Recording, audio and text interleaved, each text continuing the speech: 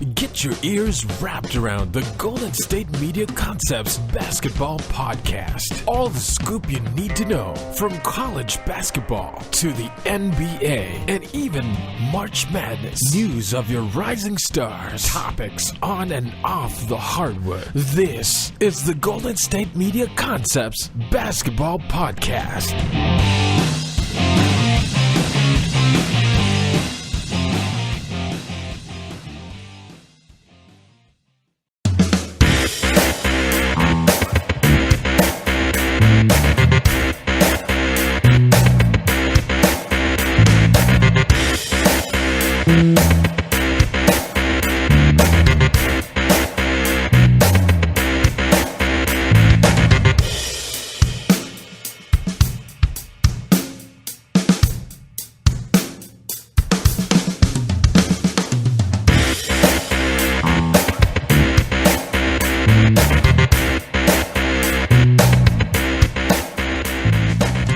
Thank you for listening to the Golden State Media Concepts Basketball Podcast, where we discuss all the news in the world of basketball. My name is Ben. And I'm Pauline. Back here on a Monday, a great weekend. Pauline, I know you watched some basketball, as did I, but you watched some prep basketball. I'm kind of jelly. It was a lot of fun. Went to high school. I love watching it. It's so much more entertaining to me. I don't know why. But no, it was good. It was really good. It was a lot of fun. Saw the... women's, the but California girls. State Championships. Yeah, yes, for Division I. This weekend at the Golden One Center here. It was loud in there. It was packed. It was fun. It was a lot of fun. Yeah, the LA, well, not L, they're on all LA, but I'll just say SoCal. Mm-hmm. They really show up. You know what I mean? Yeah. It's always here in SAC, but they always show up. But then I'll give them this whole thing. I know this is like something that, I don't know. But, like, for example, on the boys' side, it was Bishop Montgomery and Wood Creek from here in Sacramento. And I'll give them, in Wood Creek's favor, some of these private schools get a little bit better of a pick from the crop. Yeah, as far as the private school. Of course they do. Wood Creek held it down. Yeah, we'll say one thing. I do know a lot about them because I follow this a lot. Mm-hmm. They don't have any transfers. So they're all from their own school. It's not like they brought in random guys. Yeah. Some places, Even in high school with these private schools, it's basically recruiting. No, definitely. The Finley Preps of the world and the Oak Hills. Mm-hmm. They bring in kids from all over the place to move to, like, Nevada or I think, what's Oak Hill, like West Virginia or Virginia? They literally play high school basketball there. So, I mean, Bishop Montgomery did not have any of that, though. So I kind of have to give them credit. Have a couple of 4-star recruits. I know one of them's going to Oregon State. So I forget his name, but they were a good team. And they were the better team. They pulled out, like, I did know too. I was thinking this is gonna be a tough battle for the guys because, like, their short guys are like 6'4". Yeah, on the team. It literally looks like a college team. Their short guys are 6'4". It's not like your center's like 6'5". It's like he's like 6'8". No, yes. So I mean, it's just like a college team. Exactly. So I was like, all right, they got their work cut up for. Wood Creek does have that one kid that's like 6'11". Yeah, Jordan Brown. He's a junior national recruit. I think he's like top 5 by most people. So I mean, we did have some leverage, but. It was fun. It was a lot of fun. I enjoyed myself. That's what's important. And I watched a lot of the NCAA Elite 8, which we'll get into now. So actually, we're going to look at the Elite 8 matchups. We have our Final Four set for next Saturday in Phoenix, Arizona. Pauline's thinking about going. I'm not sure if she is or not, but I talked about this on the show last week when I forgot. I think it was Thursday. Yeah, Thursday. I don't know how it slipped my mind that they were playing games in San Jose. It slipped my mind. So we on had Gonzaga Thursday and Xavier in our Elite 8. Literally thinking of just going right after the show. And I said it on the show. I was like, I think I might just leave here and go. But then my problem was that I would have had to call out from work for my other job. But this weekend, I'm off. There you go. So I don't have to call off. You just got to get a plane ticket and a ticket. I have some friends that are going to the Final Four. So I can just be like, help me, I'm poor, and just tag along. I'm with that guy. Yeah. You know what I mean? I think it still would be a lot of fun to go. Like I was telling Ben in between shows, like I can just stay with one of my friends, but then I don't necessarily have to watch the game in the stadium, even though that would be amazing. But at this point, tickets will be ridiculous. As they always are. Yeah, but, you know, it's fun. I could just go to, like, a bar nearby or, like, a restaurant somewhere nearby where there's other fans like me just wanting to be in that atmosphere, and I can just scream my head off there. Sounds like a plan. You know what I mean? I'm contemplating. I'm contemplating. This ticket was still like thinking about it. $600 round trip, though, but, you know. I mean, that's a pretty penny. That's a pretty penny. Like, it's Like, because it's so close. You're only like 5 days away. You know what I mean? So it's like maybe a month ago. Maybe a that month. $600 Right. would have been like $2.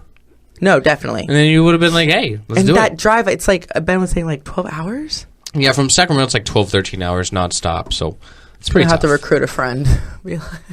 Call it Uber. Well, Be a pretty expensive I was Uber. going to be like, you might as well just buy the ticket. Might as well buy a flight ticket. But anyways, let's get into the Elite Eights here. So we had the Saturday matchups and the Sunday matchups. We'll look at them in depth. Number 1, Gonzaga taking on number 11, Xavier, after they pulled off that upset over number 2, Arizona, and Gonzaga held on to defeat number 4, West Virginia on Thursday. Gonzaga literally was in control the whole way out here against Xavier. They went 83-59, up by 10 at the half. Second half, they kind of pulled away. Right. Great performance by senior leaders in Nigel Williams-Goss and Shimmick Karnowski. Goss had 23 points, 8 rebounds in the game, and they really just controlled it all the way out. Gonzaga's really been impressing me this tournament with their defense. Held Xavier at 35% shooting. They only made 2 of 16 from 3 as well, and really limited the Musketeers and everything they could do. Xavier's been getting great production all tournament long from Trayvon Blewett, but he kind of blew it in this game because he only had 10 points and he shot 3 of 14. But again, credit to the Gonzaga defense. No, yeah. If you're holding a team to only 35%, that's definitely going to help you. Because even if you're not on your A game, if you're shooting more than that, then you're fine. And they did the same thing to West Virginia. They held them to 25% in that game that came down to the wire, which won by 3. So Gonzaga moves on to their first ever Final Four in school history. They finally get it done after everyone doubted them, myself included. Now we'll see if they got 2 more in them, because that's what it's going to take to win their first ever championship in school history.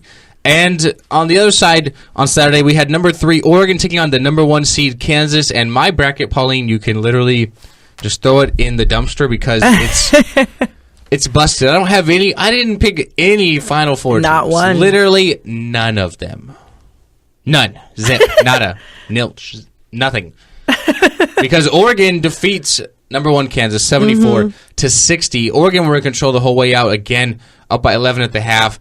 Kind of coasted their way to victory all the way throughout. Another great performance from the guard Tyler Dorsey. He's been, honestly, to me, the most impressive player of this tournament. 27 points, 6 of 10 from 3. Jordan Bell fills in greatly. He had 8 blocks in the game to go along with 11 points and 13 rebounds. Just literally that force inside. Then you have a guy like Dylan Brooks, who's been by far the Ducks' best player all year long. He had 17 points. They just kind of overmatched Kansas with those 3 guys in particular. And you look at the Kansas side, they kind of struggled. I mean, Frank Mason III had 21 points, but he shot 8 of 20. Josh Jackson couldn't really get anything going, only had 10 points. I mean, Devontae Graham really disappointed, didn't even make a 3. He was 0 of 6 after he had made so many in the game against Michigan State and against he could not Purdue. Find it. But he just couldn't really get it going. And Oregon advances to their first Final Four in literally like 80 years, since 1934. Yeah. So, I mean, 83 if you want to get particular. But I'm taking Oregon. Really? I'm taking Oregon. Well, we'll have to see what Oregon match up with. I mean, we already know, but we'll have to get into the games. So those were the games from Saturday. That's and then from Saturday. From yesterday, really, we kind of had 2 disappointing games on Saturday, 2 kind of blowouts. But yesterday was fantastic. South Carolina, again, in the second half, they get it done. They were down 7 at the half against their SEC foe, Florida. Mm-hmm. But the big second half, they outscored the Gators by 14, and they win by 7, 77-70. They did it yet again. They did it against Duke with a 61-point second half. Mm-hmm. Come back here against Florida. They beat Baylor on Friday. I mean, they're just riding an emotional wave right now. Right. Can it be stopped or not? We'll have to wait and see until next Saturday. They're going to play Gonzaga. But they've been everybody's Cinderella and darling story. The number 7 seed out of the East region is going into the Final Four. It's absolutely fantastic. And when you have a guy like Sindarius Thornwell who can control the game and dominate the game because of the ability that he has to score, like he did yesterday with 26 points, they can kind of like, they have what it takes to get it done because they have that one guy that can take over games. And that's what Thornwell does for South Carolina. Great fiery coach, Frank Martin. They could be up by 40, and he looks like he's like a military general, like yelling at the like, troops, you know what I mean? Right. But he's kind of like that big-time leader that they need. His Kansas State teams are like that. Now his South Carolina teams are like that. And they are in the Final Four for the first time in school history. And as I mentioned, they'll be taking on number 1 Gonzaga. Hey. The winner of that will be in the championship game on Monday. So you have South Carolina and you have Gonzaga. Obviously, Gonzaga, they have all the pressure on them. Sure. First ever trip into the Final Four.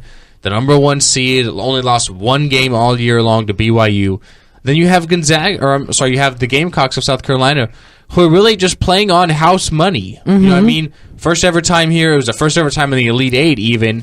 And they're a 7 seed. No one really expects them to win. They're not, But I feel like that could really help them. Their back's literally against the door, and they're not You've gotten to this point, why not?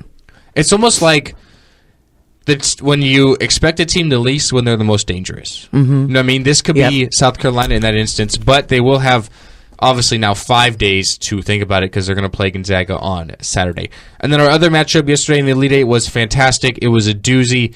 We had number 1 North Carolina in the South against number 2 Kentucky. The top 2 seeds, the only one we had there. And North Carolina, in due part to Luke May's game-winning shot with 0.3 of a second left, beat Kentucky 75-73.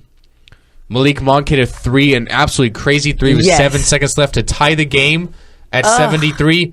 North Carolina doesn't call any timeouts to go all the way down the court, and Luke May, a former walk-on. Yes, how cool. I know, He's right? so cool. Well, I'm a Kentucky fan, so like kind of bittersweet. But Sure. Luke May, how cool is that? Yeah. How about that What moment? a story. Yeah, That what a moment. story. He doesn't even have a scholarship there. He walks on. Yes. Sets a career high in 17 points and hits the game winner to take his team to their second consecutive Final Four. It doesn't get any better than that. No, that's of course, sweet. you win the championship with a shot. But as far as personal best, Right, at this great. point. That's awesome. It doesn't get any better than that for Luke May. So congrats to North Carolina. This game was really, really good all the way through. Kentucky, I feel like they kind of let it get away at the end there. They're up by 5 with a few minutes left. North Carolina goes on a run. Kentucky just really couldn't score at one point there at the end of the game. And then they tied it, and then, hey, the kid made a shot at the end that just won them the game. You can't really get on them for that, but they had their shot. They were up by 5 with a couple minutes left and kind of let it get away a little bit. De'Aaron Fox kind of struggled after that big game he had on Friday against UCLA and Lonzo Ball. He had 39. He only had 13 yesterday. He only shot 5 of 14. Malik Monk as well, only 4 of 10 from the floor, 12 points. He kind of struggled as well. But North Carolina advanced to their second consecutive Final Four, and they're going to take on Oregon, Pauline. I know from talking to you on the sports show, you really think Oregon have a chance to get it done. Why is that? Because I want Oregon. You want the West Coast team? I want a West Coast team. Okay. Gonzaga too. They're from Washington. Sure, but I think with Gonzaga, I haven't been cheering for them. Like, I'll just be honest, I haven't been. They've been proving me wrong. I don't have a horse in the field anymore, so I want to see South Carolina win because they're the underdog, the 7th seed. Okay. But North Carolina's the best team. I mean, and I think that's why I'm not picking North Carolina, just because it's kind of like expected. Which, I mean, it's fine. Like, I'm not going to hate on them for that. They've been working for it. They're ranked number 1. They've earned that right. But exactly. I'm going to take North Carolina against Gonzaga, and I'll take North Carolina. But I feel like the North Carolina and Oregon game has a shot to be that's going to be a fun game. Yeah, that might overshadow depending on how it goes. With how good Tyler Dorsey has been playing, he's probably going to match up against Joel Berry for North Carolina. That'll be a great matchup. You have Justin Jackson against Dylan Brooks at the small forward position. And then inside you have Kennedy Meeks and you have Jordan Bell. So I think that will be a fantastic. I think this is really an even matchup. I think the depth of North Carolina was what will get it done for them. But that against Oregon is going to be fantastic. And then you have South Carolina, like I said, playing on house money against Gonzaga, have all the pressure on them. So it's going to be a great Final Four. from Phoenix, Arizona on Saturday, and then, of course, championship game on Monday. So a week from today, we'll obviously recap the Final Four and then preview the national title game. But we'll have to save that because it's time for our first break. After the break, we're going to talk about the NBA. On Friday, Devin Booker scored probably going to be his career high ever, 70 points. Yes. 70 points, 7-0. Yes. He scored 3 less points than Kentucky did yesterday in the whole game. He scored 70 points in one game against the Celtics. Yep. Although I'm not the biggest fan of it, and I'll tell you why. And then we'll also talk about the rest of the games in the NBA from yesterday. We had a matchup between James Harden and Russell Westbrook, the Thunder versus the Rockets, and it proved to me why James Harden is clearly the MVP. And we'll talk about all that and the other games here at the GSMC Basketball Podcast. Coming up next. Check out the show built around the women of MMA. From the UFC, Invicta FC, Bellator, and one championship. We got the fights covered. It's the Golden State Media Concepts Women's MMA Podcast. The latest news of upcoming fights, discussions of previous matches. Join us as we talk to and about the biggest names in women's mixed martial arts. Past, present, and future. When it's the women's fight game, you know where to listen to. The Golden State Media Concepts Women's MMA Podcast. Welcome back into the Golden State Media Concepts Basketball Podcast. I mentioned on Friday, Devin Booker, career high 70 points against the Celtics. Shot 21 of 40, 24 of 26 from the free throw line. He also had 8 rebounds, 6 assists. Think about if he didn't pass the ball at all. So 6 assists. Say they're all 2-pointers. Okay? Right. That's 82 points. He could have done one-up Kobe. Yeah. Hey. But, I mean, he didn't. He can't one-up Kobe. But, I mean, he had the potential. There's a shot. I mean, if he did not pass the ball.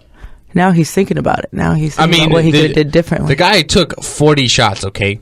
The whole rest of the team took a combined 46. So he took just about half the shots. But he scored 70. He's only 20 years old. And you know what? It's a great accomplishment. They still lost 130 to 120 against the Celtics, though. I might say that. But you know what, Pauline? I'm not a big fan of this. Congrats to Booker. He's a Kentucky guy. He's my boy. I like him. He's a fantastic player, averaging about 21 points.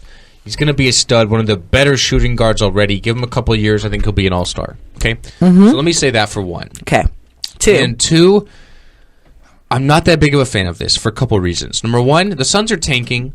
I talked about it on Friday with Anthony, and then here at the basketball show I talked about it on Friday, because they started the youngest starting 5 in the history of the NBA on Thursday, and it's the same starting 5 from last night. They're averaging 21 years and 14 days. It's younger than some teams in the NCAA tournament. Yeah. Their starting 5 in the NBA is younger than some teams in the NCAA tournament, okay? So they're tanking, they're trying to lose games, and I'm not a big fan of that. I hate that, okay? Because the whole draft lottery thing, the more losses you get, the better balls you have. I hate it. Okay? That part. So I have a problem with that. Number 1. Here's the other problem I have: 70 points, great accomplishment, but it gets taken away a little bit from me because they were fouling the Celtics on purpose at the end of the game. They were calling timeouts to stop the clock to get Devin Booker the ball. It's like, hey, we're already down. We want to lose. Right. Let's just get Devin the ball and see how many he can score now. Yeah, I see what you're saying. They were down by 17 going to the fourth quarter. He had a 51-point second half, so he lit it up in the second half. Right. Okay?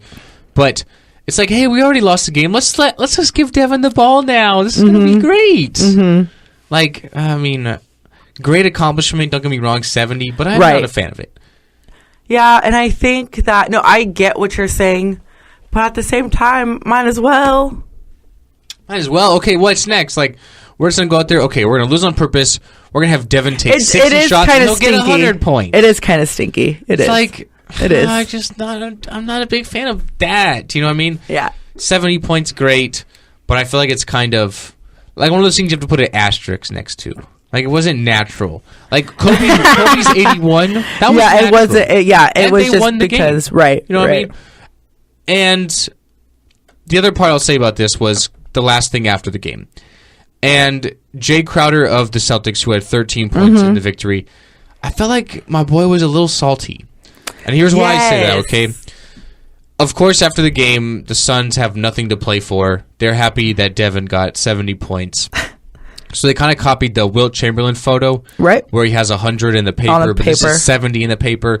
Mm-hmm. They're all posing around him, put it on Instagram. Yeah. And then Jay Crowder so fun, so excited for him. Fires back like, I've never seen so many people so excited about an L. Yeah, like and I'm a like, loss because they lost the game. I'm like, boo, shut up. It's like yeah, I shut get up. it. I get it, but it's like, did you have to say that? Are you kind of mad because you're not going to score? Like, how 70? unnecessary was that? Like, kind of salty there. Throw a little shade. You know, I wasn't the biggest fan of that. I was like, hey, man, like, don't be mad because you're not going to do that ever. Like ever. Truly. Even if your squad did try to like make that the goal of your day. If anyone's doing it, it's Isaiah Thomas. And I mean, he didn't get literally half of what Devin Booker scored. He had 34, so he was pretty close. He had 34 on Friday in the victory. So the Celtics, good win there. And then let's get to the action from yesterday. Okay, so let's start off first with the matchup of the probable number 1, number 2 most voted MVP vote getters at the end of the season. That's the Rockets with James Harden and the Thunder with Russ Westbrook. Okay, yesterday proves another example why Russell Westbrook to me is not the MVP. He's gonna probably average a triple-double, so I'd probably give it to him because of that. Yes, right. It looks like he may or may not still even get it. And to me, the MVP is Harden. And yesterday proved another reason why. The Rockets win 137-125. The game wasn't really that close. It was a lot bigger of a margin. Thunder kind of came back with a big fourth quarter there. They outscored them by 13. The Rockets had 113 points after 3 quarters. Teams don't get that in a game, let alone 3 quarters. Westbrook had a triple-double. Don't get me wrong, great. 39, 13 assists, and 11 rebounds. Right, but your argument is kind of valid. He shoots 9 threes like he always does, makes 3 of them. He needs to kind of just shoot 2. But he fails, but you miss all the shots you don't take. Yeah, and when it comes to shooting threes, he still misses them because he's not a shooter. But some of them, 1, 2, or 3, are going to fall. He's not a shooter. He needs to stop shooting them. He could That's literally 9 points right there. He gets to the basket whenever he wants, and he resorts to shooting 3. So just kind of stop, Russ. I'm not a big fan of that. He has a triple-double, right? But they still lost the game. James Harden did not have a triple-double, but had a great game, 22 points and 12 assists to go along with 5 boards.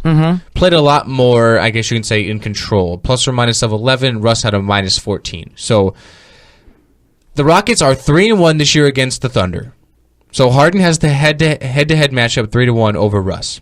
The team is better, 51-22 as opposed to 41-31. Yeah, I'll give that to them. And you kind of knew this was going to happen with Westbrook. He's shooting at a lower percentage as well. To me, this proves why Harden's MVP. Another example. And it is going to be difficult because, at the rate that Russell is going, he will average a triple-double at the end of the season. But it could still go in Harden's favor because of how his team is doing as a whole. It's possible. So to me, the true MVP is LeBron, but of course with how the Cavs are playing. See, and it's the same thing.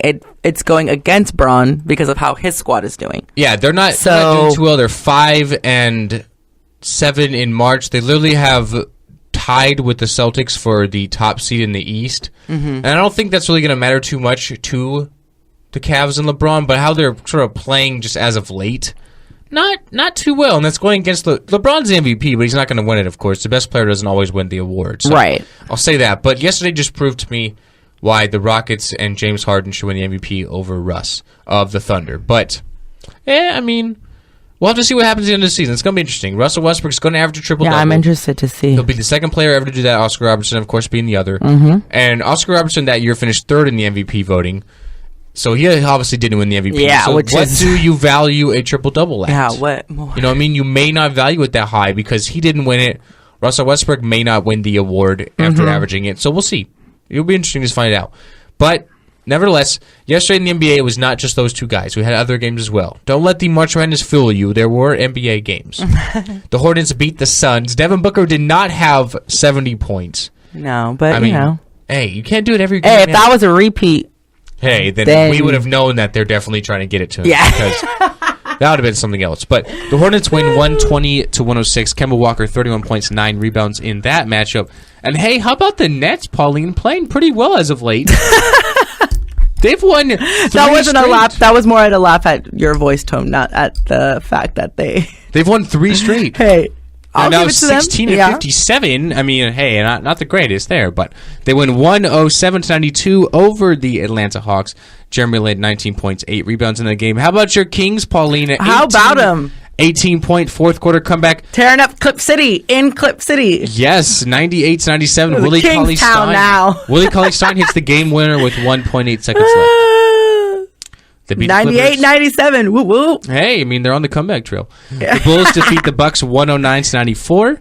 The Pacers defeated the Sixers 107-94.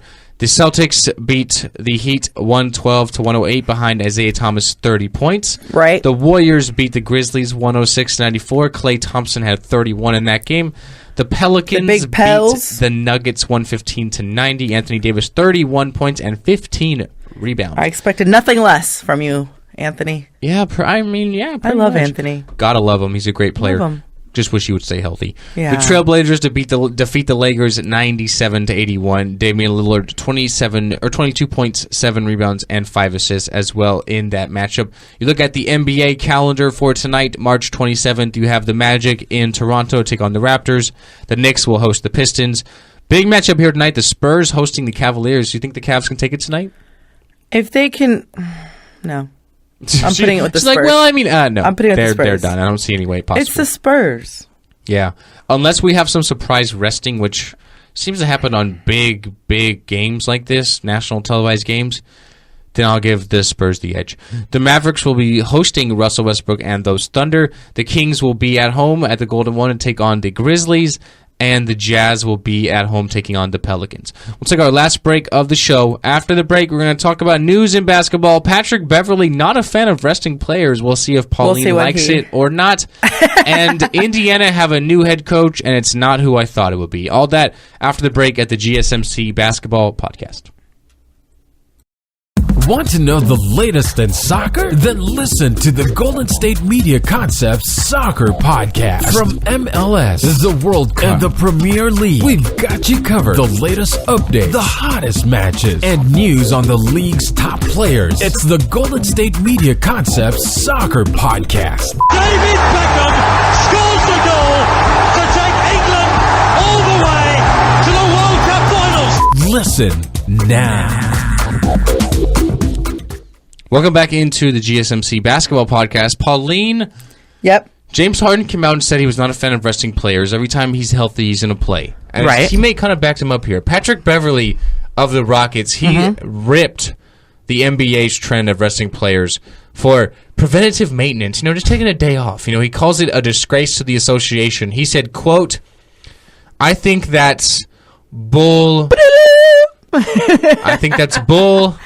Fill in the blank. After their victory yesterday, I think it's a disgrace to the league, and I think the fans deserve better. I could care less about coaches asking players to rest or not. I think he means I couldn't care less. Yeah.